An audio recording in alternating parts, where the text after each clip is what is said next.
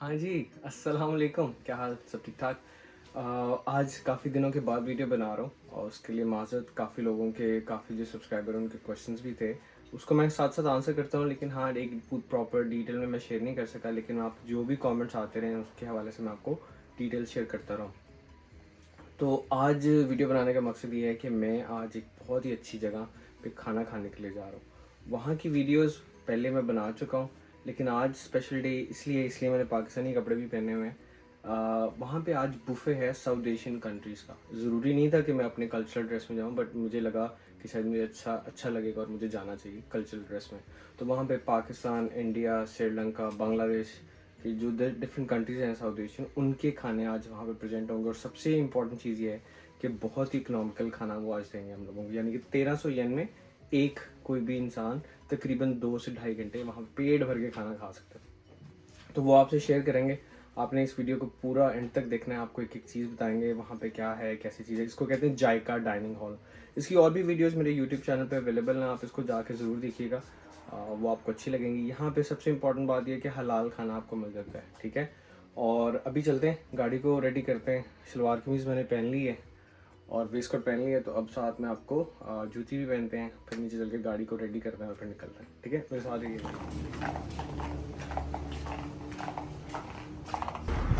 गाड़ी के पास आ गए, गाड़ी को करते हैं रेडी, स्टार्ट करते हैं।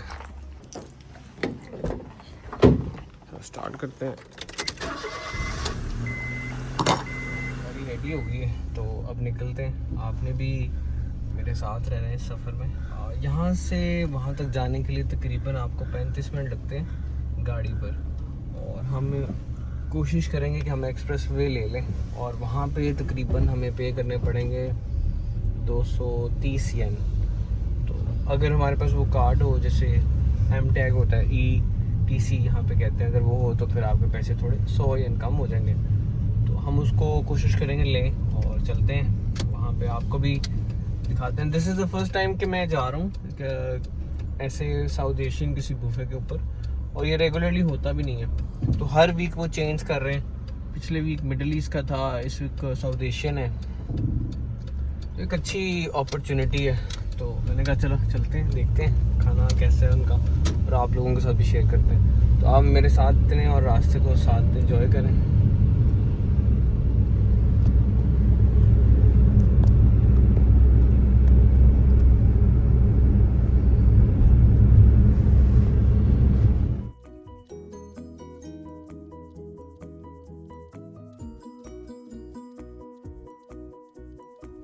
वो सामने पेट्रोल पंप है JA का ना, वो देखें आप।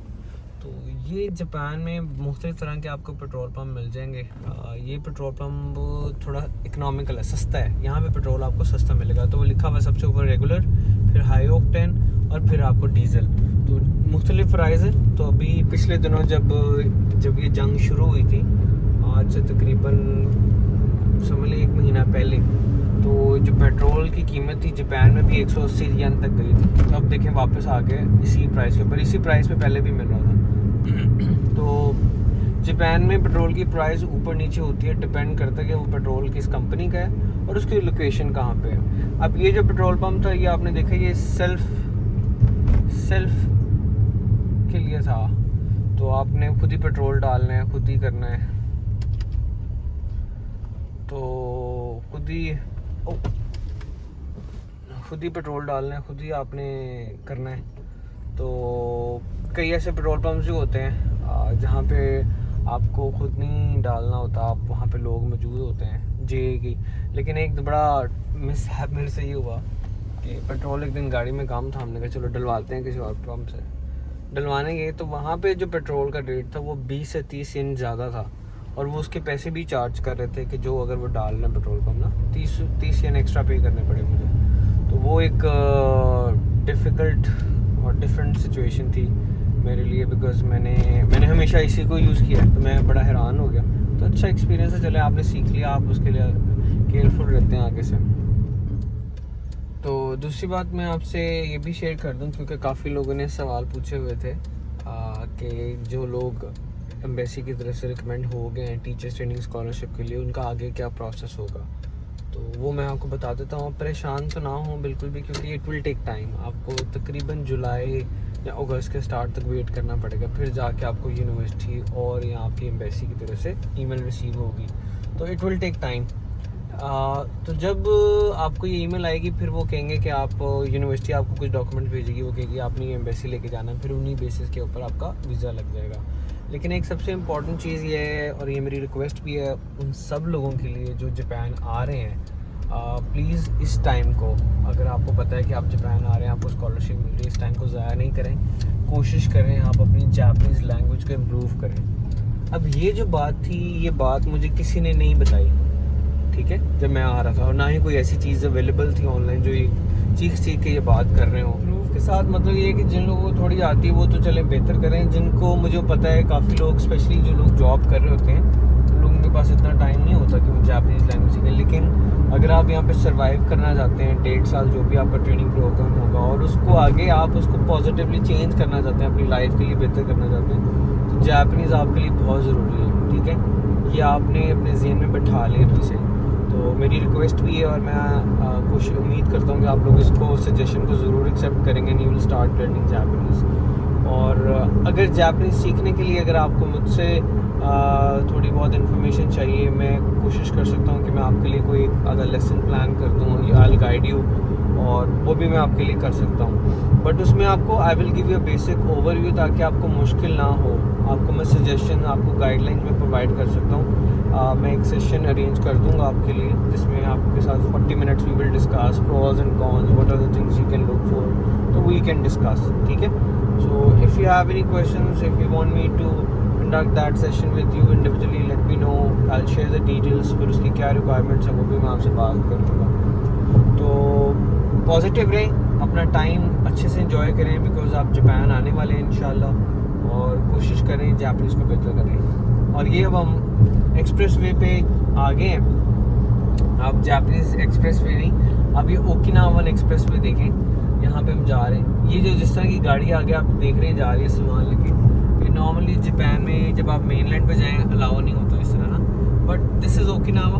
ओकिनावा बहुत मुख्तलिफ है बाकी जापान से, कल्चर के लिहाज से। यहाँ की चीज़ों को थोड़ा ईजी है, यहाँ पे थोड़ा चीज़ों का लेट होना इतना डिफिकल्ट नहीं है, उसको पूरा नहीं समझा जाता। लेकिन फिर भी एक आप परसेप्शन आपका जापान के हवाले से बना होता, तो फिर you never try to be late. So एक अच्छी जगह है ओकिनावा, बेस्ट मैं समझता हूँ मैं, क्योंकि मैंने 1.5 साल निगाता में गुजारा है। ये मैं अपनी बाकी पुरानी वीडियोज़ में भी बता चुका हूँ। ये एक बेहतरीन जगह है, और आपका लाइफस्टाइल भी अच्छा है, स्मूथ है, मौसम बेहतरीन है। ना तो सर्दियों में बहुत ज़्यादा सर्दी होती है, और ना ही गर्मियों में बहुत ज़्यादा गर्मी होती है। It's a good weather. अभी थोड़ी देर में हम लोग टोल क्रॉस करेंगे, तो वो भी मैं आपको दिखाता हूँ, ठीक है। ये जी टोल आ गया, यहाँ से हम एक टिकट लेंगे, क्योंकि मेरे गाड़ी में ETC वाला नहीं है काम, तो मैं कैश भी पे करूँगा। तो यहाँ से हम टिकट लेंगे। हमने ज़्यादा दूर तक इसको इस्तेमाल नहीं करना, अगर ही जो आएगा वहाँ से हम नीचे उतर जाएंगे। तो अभी बस यहाँ से कार्ड लेते हैं। जो कार्ड वाली जगह है वहाँ पे लोग इतने ज़्यादा नहीं होते। हाँ, जहाँ आपने कैश पे करना है वहाँ पे आपके पास एक बंदा खड़ा होगा, वो भी मैं आपको आगे दिखाता हूँ। अब टिकट यहाँ से ऑटोमेटिकली जनरेट हो जाएगा, और मुझे उसको रिसीव कर, ये मैंने टिकट पकड़ ली है। टिकट मैंने यहाँ रख ली है, और जो टिकट है वो मैं आपको दिखाता हूँ कैसे रखती है। देखिए ये टिकट है,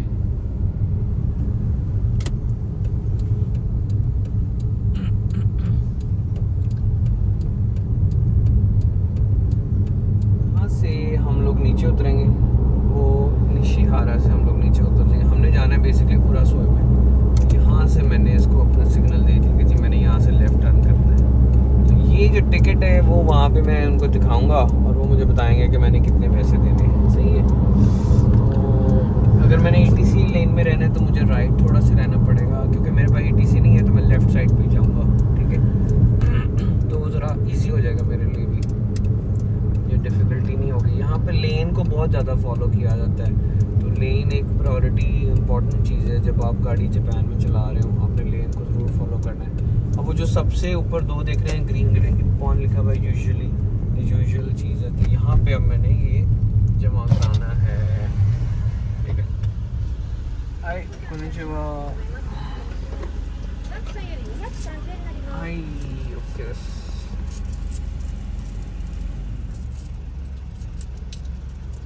ये हो गए हैं हमारे पास 230 नहीं आपको करेक्ट।はい、ありがとう。はい、そうです。レシートご利用ください。はい、ありがとうございます。ये लगी 230 येन उन्होंने लिए। अगर मेरे पे ATC होता तो मेरे पास उन्होंने काटने थे 160 या 170 येन वो काटते। तो क्योंकि मेरे पास ATC नहीं था तो फिर इस तरह 230 देने पड़े। अब वो उसने ये मुझसे पूछा है कि क्या आपको रिसीट चाहिए, तो अगर मैं उसको ना कहता तो वो मुझे नहीं देती, इससे वो वेस्ट इसका बचा सकते। लेकिन हाँ मैंने आपको दिखाने के लिए ना मैंने रिसीट ले ली है। तो ये 230 येन की रिसीट मुझे मिल गई है। तो लोग कई जो कंपनीज में काम करते हैं वो ट्रैवल करते हैं ना जब अपनी कंपनी के बिहाफ पे, तो वो फिर रिसीट को ज़रूर अपने पास रखते हैं, फिर शो करते हैं एक्सपेंसेस वगैरह की। तो अब बस हम करीब हैं, अब हमारा इतना ट्रैवल नहीं रहता, हम थोड़ा सा बस करीब है तकरीबन, और हमें 10 से 15 मिनट लगेंगे, हम वहाँ पहुँच जाएंगे। आप रास्ते को एंजॉय करें।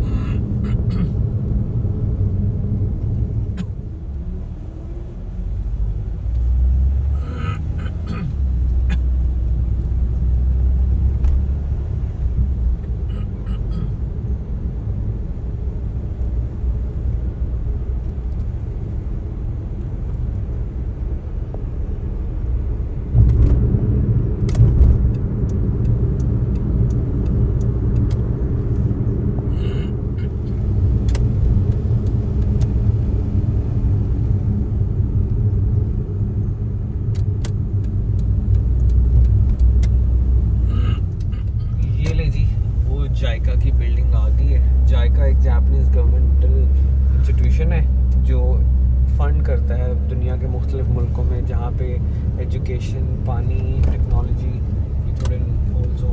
यहाँ पे हमने जाना है। वो देखे सामने उन्होंने एक ब्रोशर भी लगाया हुआ अपना।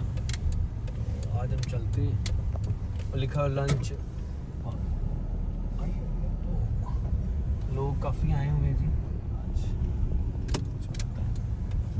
आज हम लगाएंगे इधर गाड़ी, लोग तो हैं काफ़ी। ये जी पहुँच गए हम लोग, और लोग तो काफ़ी आए हुए हैं, देख रहे हैं पार्किंग का रश।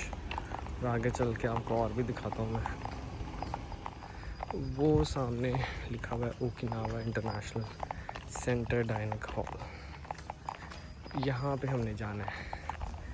आगे चलेंगे तो यहाँ पे आगे वो डाइनिंग हॉल भी बना हुआ है, वो भी आपको दिखाते हैं।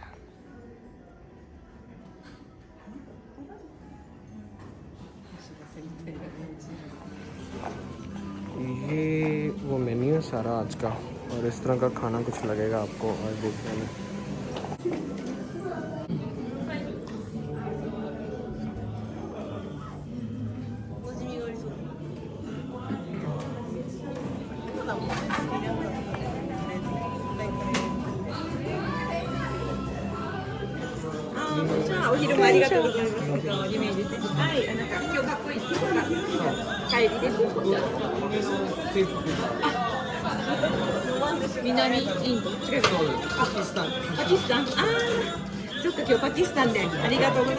जी जी खाना मैं डाल के ले आया हूँ, आपको मैं दोबारा से दिखाऊंगा वहाँ बजा के भी, लेकिन अभी मैं आपको बता देता हूँ।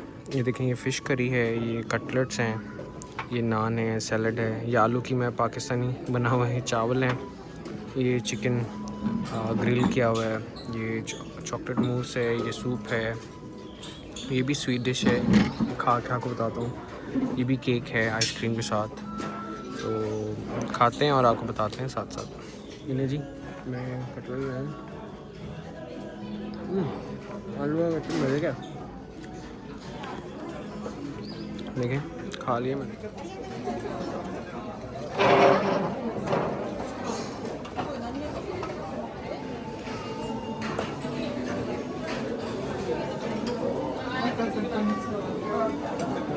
खाना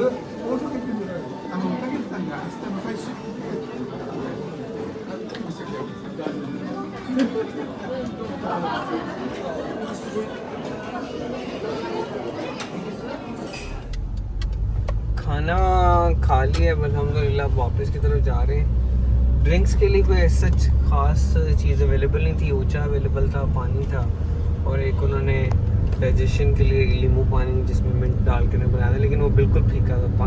मीठा वगैरह कुछ नहीं इस्तेमाल करते हैं यहाँ पे। तो खाना मज़े का था, जिसमें फ़िश करी थी, चिकन ग्रिल चिकन था, और आलू कीमा था पाकिस्तान वाला, कटलेट से आलू के बने हुए, सैलड था, कचूमर सैलड था, नान थे, पापड़ थे, और मीठे में थी 2 चीज़ें और। तो ओवरऑल अच्छा एक्सपीरियंस रहा है, लेकिन ये है कि इससे बेहतर भी किया जा सकता है। लेकिन हाँ, क्योंकि यहाँ पे लोगों को इतना मौका नहीं मिलता इंटरनेशनल फूड को खाने का, दूसरे मुल्कों के खाना खाने का, तो इस वजह से आई फील कि एक अच्छी गैदरिंग में वहाँ लोग थे। तो लोग भी तकरीबन यहाँ पे 100+ ही लोग वहाँ पे खाना एक टाइम पे खा रहे थे। लोग खा रहे हैं, जा रहे हैं, आ रहे हैं, इस तरह हो रहा था। तो ये 11:30 बजे से लेकर 2 बजे तक था। तो मैं अभी 1 बजे निकल आया हूँ यहाँ से, पेट फुल हो चुका था। तो मुझे जो चीज़ अच्छी लगी है वो ग्रिल चिकन भी अच्छा था। आलू कीमा भी, आपको पता है, सजेशन मैंने ही इनको दी थी कि आप आलू डाल लें। पहले ये जो कीमा था ना, वो इंडियन तरह का बनाते थे, इंडिया की नॉर्थ साइड का कीमा। तो मैंने इन्हें कहा कि आप, वो कहते पाकिस्तानी हम कीमा बनाना चाह रहे हैं, तो उसमें क्या करें। मैंने कहा आप के लिए वो शायद थोड़ा डिफ़िकल्ट हो जाए या ना बन सके, आप उसमें थोड़े आलू डाल लें तो टेस्ट थोड़ा बैलेंस हो जाएगा। ये मैंने सजेस्ट दिया, उन्होंने वही कर लिया, आलू कीमा। तो अच्छा था, क्योंकि डिफ़िकल्ट होता है आप जब इतने कल्चर्स का खाना बना रहे हो, अब अगले वीक में खाना किसी और कल्चर का बनेगा, तो मुश्किल होता है इन लोगों के लिए भी। लेकिन फिर भी एटलीस्ट इनको क्या कहते हैं, अप्रिशिएट करना चाहिए कि they are trying to do it great multiple cultures food over here. और सबसे बड़ी बात कि हलाल खाने को मिल जाता है। तो आप ओकिनावा जब भी आएँ, आपने अगर हलाल खाना है, स्पेशली लंच और डिनर, आपने ओकिनावा जो जायका का डाइनिंग हॉल है वहाँ ज़रूर विज़िट करना। उरासोय में है, आप ज़रूर विज़िट करें, और अपना बहुत सारा ख्याल रखें। प्लीज़ मुझे इस चैनल को सब्सक्राइब भी करें, थोड़ा आपकी सपोर्ट की ज़रूरत है। आप लोग देखते हैं लेकिन चैनल को सब्सक्राइब नहीं करते, तो थोड़ा फील भी होता है। लेकिन इसको शेयर करें, अपना बहुत सारा ख्याल रखें। अल्लाह हाफ़िज़।